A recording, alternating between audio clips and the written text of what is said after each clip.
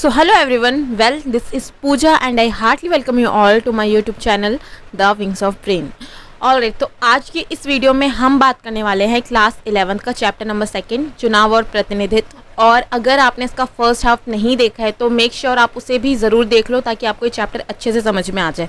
तो अगर आपको इसका फर्स्ट पार्ट चाहिए तो ऊपर आई बटन में या फिर नीचे डिस्क्रिप्शन बॉक्स में आपको उस वीडियो का लिंक मिल जाएगा। सो मेक श्योर आप उस वीडियो को भी ज़रूर देखो और इस चैप्टर का जो फर्स्ट हाफ है उसे अच्छे से कंप्लीट कर लो। और as I told you before, अगर आपको नोट्स चाहिए तो आपको डिस्क्रिप्शन बॉक्स में आपको नोट्स मिल जाएंगे, तो वहाँ से आप नोट्स को डाउनलोड कर सकते हो। एंड सेकेंड थिंग, इस चैनल पे हम क्लास 11 की पॉलिटिकल साइंस को कंप्लीट करेंगे फॉर हिंदी मीडियम स्टूडेंट्स। और अगर आप इंग्लिश मीडियम के स्टूडेंट्स हैं तो भी क्लास 11 की पॉलिटिकल साइंस की आपको प्लेलिस्ट मिल जाएगी, आप उन चैप्टर्स को भी ज़रूर कंप्लीट कर लेना। तो ठीक है, बात करते हैं हमारे नेक्स्ट टॉपिक की। Let's get started. देखो, अगर आपने फर्स्ट पार्ट इसका देख लिया तो आपको ये टॉपिक समझने में बहुत ज़्यादा आसानी होगी। भारत में सर्वाधिक वोट से जीत की प्रणाली को आखिर क्यों अपनाया गया? तो हमने जैसे कि उस पार्ट में भी हमने बात करी थी कि सर्वाधिक वोट से जीत वाली प्रणाली में क्या होता है, जिस भी प्रत्याशी को सबसे ज़्यादा वोट मिलते हैं वही जीत जाता है। तो जिन मतदाताओं को चुनाव और राजनीति का विशेष ज्ञान नहीं है उनके लिए चुनाव व्यवस्था समझना बहुत ही आसान है, क्योंकि जो मतदाता यानी कि जो वोट देने वाले हैं उसको तो इतना ही पता है कि मैं किस प्रत्याशी को वोट दे रहा हूँ और जिस भी प्रत्याशी को मैं वोट दे रहा हूँ अगर उसको सबसे ज़्यादा वोट मिलेंगे तो वो चुनाव जीत जाएगा। वोट देते वक्त मतदाताओं के पास स्पष्ट विकल्प भी होते हैं। तो मतलब सर्वाधिक वोट से जीत वाली प्रणाली में क्या होता है, बहुत सारी पार्टीज होती हैं उसमें। फॉर एग्जांपल कांग्रेस भी खड़ी हो गई, बीजेपी भी खड़ी हो गई, समाजवादी पार्टी भी खड़ी हो गई, या अनदर जो पार्टीज़ है वो भी अपने जो प्रत्याशी है उनको खड़ा कर देती है। तो यहाँ पे जो मतदाता होते हैं ना उनके पास बहुत सारे ऑप्शंस होते हैं और जिस भी लीडर ने अच्छा काम किया होता है उसके कामों को देखते हुए वो अपना वोट देते हैं, उनके पास अच्छे खासे ऑप्शन होते हैं। ठीक है, देखो समानुपातिक में तो हमने वैसे भी पढ़ा था कि समानुपातिक प्रतिनिधित्व प्रणाली में मतदाता को किसी एक दल को चुनने का ऑप्शन दिया जाता है। इट मीन्स बहुत सारी पार्टीज होंगी, ठीक है, ए पार्टी, बी पार्टी, सी पार्टी। तो यहाँ पे जो मतदाता है वो पार्टी को वोट देता है। कि हमने पहले भी बात करी कि जो सर्वाधिक वोट से जीत वाली प्रणाली होती है उसमें जो मतदाता है ना वो ये जानता है कि उनका प्रतिनिधि कौन है। बट समानुपातिक प्रतिनिधित्व प्रणाली में क्या होता है, जो मतदाता होता है वो किसी एक पार्टी को वोट देता है। एंड जब इलेक्शन हो जाते हैं और पार्टी जो है पार्टी को वोट मिल जाते हैं तो जो पार्टी होती है वो अपनी लिस्ट के अकॉर्डिंग अपने जो प्रतिनिधि है उनको चुनती है। तो आई होप सो तुम्हें ये टॉपिक क्लियर हुआ होगा कि भारत में सर्वाधिक वोट से जीत की प्रणाली को क्यों अपनाया गया। सबसे आसान प्रणाली है, मतदाता को पता होता है कि वो किसे वोट दे रहे हैं। जस्ट इसे रीड कर लो, तुम्हें अच्छे से समझ में आ जाएगा। So let's move on to our next topic, जो कि है, देखो अगर हम यहाँ पे बात कर रहे हैं निर्वाचन क्षेत्र की, तो निर्वाचन क्षेत्र और चुनाव क्षेत्र इन दोनों का मतलब एक ही होता है। तो इसमें तुम कंफ्यूज मत होना कि निर्वाचन क्षेत्र क्या है और ये चुनाव क्षेत्र है। चुनाव क्षेत्र तो तुम्हें पता है जहाँ पे चुनाव होने वाले होते हैं उसको हम चुनाव क्षेत्र कहते हैं। तो निर्वाचन क्षेत्र का यही मतलब होता है चुनाव क्षेत्र। अब चुनाव क्षेत्रों में किस तरह से यहाँ पे रिजर्वेशन दिया जाता है अदर जो कम्युनिटीज़ है उनको, और किस तरह से हमारे देश में ये जो आरक्षण की व्यवस्था है इसको शुरू किया गया। देखो, हम सभी जानते हैं कि जो हमारा देश है यहाँ पे जो भी कास्ट डिस्क्रिमिनेशन है यानी कि जो जाति आधारित भेदभाव है इसका बहुत लंबा इतिहास रहा है। तो इसी इतिहास से एक सीख लेते हुए जो ब्रिटिशर्स थे उन्होंने क्या किया, पृथक निर्वाचन मंडल की व्यवस्था की। अब ये पृथक निर्वाचन मंडल क्या है हम इसको समझेंगे। पृथक निर्वाचन मंडल का अर्थ है कि किसी समुदाय के प्रतिनिधि के चुनाव में केवल उसी समुदाय के लोग वोट डाल सकेंगे। अब इसमें क्या होता है, कोई कम्युनिटी है, ठीक है, फॉर एग्जाम्पल मान लो अनुसूचित जाति अनुसूचित जनजाति का यहाँ पे हम एग्जाम्पल लेते हैं। तो ये एक कम्युनिटी है जिनका बहुत सालों तक शोषण किया गया है। तो ठीक है, ये जो कम्युनिटी है अब इनका इलेक्शन होगा, ठीक है, इनका इलेक्शन होगा तो इनके इलेक्शन में जो इनकी कम्युनिटी के लोग हैं यानी कि अनुसूचित जाति है या अनुसूचित जनजाति है यही लोग वोट डाल सकेंगे। और जो बाकी की कम्युनिटीज़ है वो इनके जो इलेक्शन है इसमें वोट नहीं डाल सकेंगी। तो यही होता है पृथक निर्वाचन मंडल में कि उस समुदाय के प्रतिनिधि के चुनाव में उसी समुदाय के लोग वोट डाल सकेंगे। पर अब क्या होता है, जैसे ही ब्रिटिशर्स ने इस व्यवस्था को लाया, संविधान सभा के जो अनेक मेंबर्स थे ना उनको इस जो व्यवस्था थी इस पर थोड़ा बहुत डाउट होने लगा कि कहीं ऐसा ना हो कि जो ये व्यवस्था है, जो ये पृथक निर्वाचन मंडल है, ये हमारे देश में और डिस्क्रिमिनेशन को क्रिएट कर दे। तो इसलिए आरक्षित निर्वाचन क्षेत्रों की व्यवस्था को अपनाया गया। तो बाद में क्या किया गया, बाद में आरक्षित निर्वाचन क्षेत्रों की व्यवस्था को अपना लिया गया। अब इसमें क्या होता है, देखो आरक्षित निर्वाचन क्षेत्रों की व्यवस्था के अंतर्गत किसी निर्वाचन क्षेत्र में यानी कि किसी चुनाव क्षेत्र में सभी सभी मतदाता वोट तो डाल पाएंगे, लेकिन प्रत्याशी केवल उसी समुदाय का होगा जिसके लिए सीट आरक्षित है। अगेन यहाँ पे हम SC ST जो कम्युनिटी है उनका एग्जाम्पल लेते हैं, ठीक है। तो मान लो ये एक कम्युनिटी है और इनका एक चुनाव क्षेत्र जो है वो निश्चित कर दिया गया है। तो अब क्या होगा, इनके चुनाव क्षेत्र से खड़ा तो इन्हीं का प्रत्याशी होगा, मतलब खड़ा वही होगा जो SC या ST से बिलोंग करता होगा, लेकिन उस चुनाव क्षेत्र में सभी लोग वोट डाल सकेंगे। यानी कि इस कम्युनिटी के जो मेंबर्स हैं, इनके अलावा जो अदर कम्युनिटीज़ के मेंबर्स हैं वो भी इस चुनाव क्षेत्र में वोट डाल सकेंगे। तो आरक्षित चुनाव क्षेत्र में यही होता है कि प्रत्याशी तो उसी कम्युनिटी का होगा, लेकिन वोट डालने का अधिकार हर किसी को होगा, इसलिए आरक्षित चुनाव क्षेत्र को लाया गया। तो यहाँ पे देखो संविधान में क्या किया गया, अनुसूचित जाति और अनुसूचित जनजाति के लिए लोकसभा में और राज्यसभा में कुछ सीटें आरक्षित कर दी गई हैं। देखो लोकसभा में 543 सीटें हैं, ठीक है। उनमें से 84 अनुसूचित जाति और 47 अनुसूचित जनजाति के लिए है। तो यहाँ पे तुम्हें इसे जस्ट एक रीड करना है, तुम्हें अच्छे से समझ में आ जाएगा, बहुत ही आसान है वैसे ये। और क्या है, बहुत सालों से महिलाओं के लिए लोकसभा और राज्य की विधानसभाओं में आरक्षण की मांगे उठ रही है, क्योंकि जो ये लोकसभा है यहाँ पे महिलाओं को अभी तक आरक्षण नहीं दिया गया है।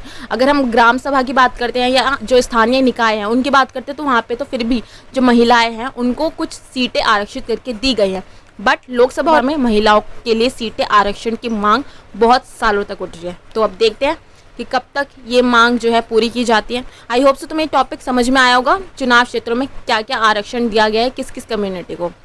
Alright, let's move on to परिसीमन आयोग। एक आयोग है, मतलब एक ऑर्गेनाइजेशन काइंड ऑफ है। इसका गठन पूरे देश में चुनाव क्षेत्रों की सीमा को खींचने के लिए किया गया है। अब इसका क्या काम होता है, तो देखो परिसीमन आयोग का क्या काम होता है। मान लो ये पूरा देश है, ठीक है, तो इस तरह से जो परिसीमन आयोग होता है वो पूरे देश में चुनाव क्षेत्रों की सीमा को खींचने का काम करता है कि मान लो इस क्षेत्र में चुनाव होने वाले हैं और इस क्षेत्र में अनुसूचित जाति है या जनजाति है, तो इसकी जनसंख्या के अकॉर्डिंग जो परिसीमन आयोग होगा वो इस चुनाव क्षेत्र का जो है सीमांकन करेगा और इस चुनाव क्षेत्र को जो है आरक्षित करेगा। यह चुनाव आयोग के साथ मिलकर काम करता है। तो परिसीमन आयोग सार्वभौमिक वयस्क मत अधिकार। अब इसका क्या मतलब है, इसे तो खैर हम बचपन से ही पढ़ते आ रहे होंगे, तुम्हें भी पता होगा। 18 वर्ष और उससे ऊपर के सभी भारतीयों को वोट डालने का अधिकार है, यानी कि जो भी 18 साल का हो गया है या 18 साल से ज़्यादा का है वो एलिजिबल है भारत में वोट देने के लिए। अब देखो इसका ना एक इतिहास रहा है, इसकी एक बहुत बड़ी हिस्ट्री रही है। 1989 तक क्या होता था, 21 साल से ऊपर के सभी भारतीयों को वोट देने का अधिकार था। अगेन 1989 में क्या होता है, एक ना अमेंडमेंट होता है संविधान में, एक संशोधन किया जाता है और इसे घटाकर 18 वर्ष कर दिया जाता है। तो इसका मतलब यही है 1989 तक जो भी लोग 21 साल के थे वही वोट जो है वो डाल सकते थे, लेकिन 1989 में एक हमने संशोधन करा अपने संविधान में और इसे घटाकर 18 साल कर दिया गया। तो भारत में सभी नागरिकों को चुनाव में खड़े होने और जनता का प्रतिनिधि बनने का अधिकार है। अब हमारे संविधान में जितने भी नागरिक हैं उन सभी को अधिकार है कि वो चुनाव में खड़े हो सकते हैं। तो देखो अगर लोकसभा और विधानसभा के चुनाव में खड़ा होना है तो जो उम्मीदवार है उसको 25 साल का होना ज़रूरी है। तो यही है सार्वभौमिक वयस्क मताधिकार और कौन कौन से लोग हैं जो चुनाव में खड़े हो सकते हैं। आई होप से तुम्हें टॉपिक क्लियर हुआ होगा। स्वतंत्र निर्वाचन आयोग, अब देखो ये फिर से टर्म आ गया निर्वाचन आयोग। तो निर्वाचन आयोग का मतलब यही समझना, चुनाव आयोग, ठीक है। भारतीय संविधान के अनुच्छेद 324 के अकॉर्डिंग क्या कहा गया है कि देखो मतदाता सूची तैयार करना, यानी कि जो भी लोग वोट देने वाले हैं उनकी एक लिस्ट को तैयार करना, चुनाव किस तरह से होने वाला है, किस जगह पर होने वाला है, किस तारीख को होने वाला है, और जो चुनाव के बाद जो वोटों की गिनती होगी वो किस तरह से होगी और जो रिजल्ट आएगा वो किस तरह से आएगा, ये सब कुछ डिसाइड करने के लिए एक स्वतंत्र चुनाव आयोग जो है हमारे देश में बनाया गया है। तो स्वतंत्र चुनाव आयोग का 324 आर्टिकल के अकॉर्डिंग ये सारे राइट्स दिए गए हैं। भारत का चुनाव आयोग, यानी कि अब भारत के हम चुनाव आयोग को थोड़ा सा जो इनका स्ट्रक्चर है ना, अब हम इसको समझ लेते हैं कि भारत के चुनाव आयोग का स्ट्रक्चर क्या है। देखो भारत के चुनाव आयोग की सहायता करने के लिए हर एक राज्य में एक चुनाव अधिकारी होता है, ठीक है। चुनाव आयोग क्या होता है, चुनाव आयोग पूरे देश के लिए काम करते हैं। अब चुनाव आयोग अगर पूरे देश के लिए भारत के लिए काम कर रहा है तो ऐसा थोड़ी ना कि वो हर राज्य के चुनाव को देख पाएगा, इसको कुछ अधिकारियों की ज़रूरत भी होगी, है ना। तो हर राज्य में चाहे वो दिल्ली हो, हरियाणा हो, पंजाब हो या कोई भी स्टेट हो, वहाँ पे एक चुनाव अधिकारी होता ही है चुनाव आयोग की मदद करने के लिए, ठीक है। तो हर राज्य में तुम देखोगे एक चुनाव अधिकारी होता है, लेकिन ये जो चुनाव अधिकारी होता है वो सिर्फ राज्य के चुनाव करते हैं। अगर हम MCD की बात करते हैं या हम ग्राम सभा की बात करते हैं तो स्थानीय चुनाव को कराने के लिए राज्यों में एक मुख्य चुनाव अधिकारी होता है। वर्ष 1989 तक चुनाव आयोग एक सदस्य था, तो यानी कि जो एक मेंबर है वही चुनाव आयोग को लीड करता था। लेकिन 1993 में क्या होता है, 2 चुनाव आयुक्तों की नियुक्ति हो जाती है, यानी कि एक चुनाव आयोग होगा, 2 और चुनाव आयोग होंगे जो इस चुनाव आयोग की हेल्प करेंगे। तो एक तरह से पूरा का पूरा हमने एक काइंड ऑफ ग्रुप बना दिया कि देखो तीनों चुनाव आयोग तुम लोगों वो मिलके काम करना। तो इसलिए अब इसे कहा जाने लगा बहुसदस्य, यानी कि जो ये 3 सदस्य हैं ये मिलकर चुनाव से रिलेटेड जो भी काम है वो करेंगे। इसका स्ट्रक्चर कुछ इस तरह से है। मुख्य चुनाव आयुक्त होते हैं और जो अन्य 2 चुनाव आयुक्त होते हैं वो होते हैं। इनकी एक सामूहिक संस्था होती है जो चुनाव से संबंधित जितने भी निर्णय होते हैं उसे लेते हैं। और तो इनकी नियुक्ति कौन करते हैं? इनकी नियुक्ति करते हैं राष्ट्रपति, जो कि मंत्रिपरिषद की सलाह पर की जाती है। यानी कि जो मंत्रिपरिषद है वो राष्ट्रपति को सलाह देते हैं और जो राष्ट्रपति है वो ये डिसाइड करते हैं कि किसे मुख्य चुनाव आयुक्त बनाया जाए और जो बाकी के 2 चुनाव आयुक्त है वो किसे बनाया जाए। तो आई होप सो तुम्हें ये टॉपिक समझ में आ गया होगा कि चुनाव आयोग किस तरह से काम करता है और चुनाव आयोग का स्ट्रक्चर क्या है। चुनाव में सुधार करने के लिए भी जो बहुत से राजनीतिक दल हैं और जो विद्वान हैं इन्होंने कुछ अपने सजेशंस दिए हैं। अब देखो इनके क्या सजेशंस हैं। सर्वाधिक वोट से जीत की प्रणाली पर समानुपातिक का प्रयोग किया जाए। अपनी प्रीवियस वीडियो में भी पढ़ा था कि सर्वाधिक वोट से जीत वाली प्रणाली में क्या होता है कि मान लो कांग्रेस है, बीजेपी है या अनदर जो पार्टीज़ हैं, इनके जो प्रत्याशी जो इलेक्शन में खड़े होते हैं, जिस भी प्रत्याशी को सबसे ज़्यादा वोट मिलता है वो इलेक्शन जीत जाता है और जो बाकी के प्रत्याशी होते हैं इनके वोट जो है वो बेकार चले जाते हैं। लेकिन समानुपातिक प्रतिनिधित्व प्रणाली में क्या होता है कि बहुत सी पार्टीज़ जो है वो खड़ी होती है। ए पार्टी है, बी पार्टी है, सी पार्टी है, जो बहुत सी पार्टीज़ होती है वो खड़ी होती है और जिस भी पार्टी को जितने वोट मिलते हैं उसी के अकॉर्डिंग उन्हें संसद में सीटें दे दी जाती है। तो इस प्रणाली में क्या होता है, किसी के भी जो वोट है वो बेकार नहीं जाते। तो ऐसे बहुत से विद्वान हैं जिन्होंने ये सजेशन दिया है कि सर्वाधिक वोट से जीत की प्रणाली पर समानुपातिक का ही प्रयोग किया जाना चाहिए। लोकसभा और विधानसभा में 1/3 सीटें महिलाओं के लिए आरक्षित हो। यानी कि हमने इसे पहले भी पढ़ा था कि लोकसभा और विधानसभा में जो महिलाओं के लिए आरक्षित सीटें हैं इसकी मांग बहुत सालों से चल रही है। चुनाव में धन के प्रभाव को नियंत्रित करने के लिए कठोर नियम बनाए जाने चाहिए। अब तुमने कई बार न्यूज़ में देखा होगा कि जो राजनीतिक पार्टियां होती हैं वो अपनी जो चुनाव रैलीज़ हैं, चुनाव के बैनर्स हैं, इन्हें बनाने के लिए बहुत ज़्यादा जो है यूज़ करती है पैसों का। तो कई विद्वान हैं इन्होंने ये सजेशन दिया है कि इनके धन के प्रभाव को भी कम करना चाहिए और इसके लिए कुछ कठोर नियम बनाए जाने चाहिए।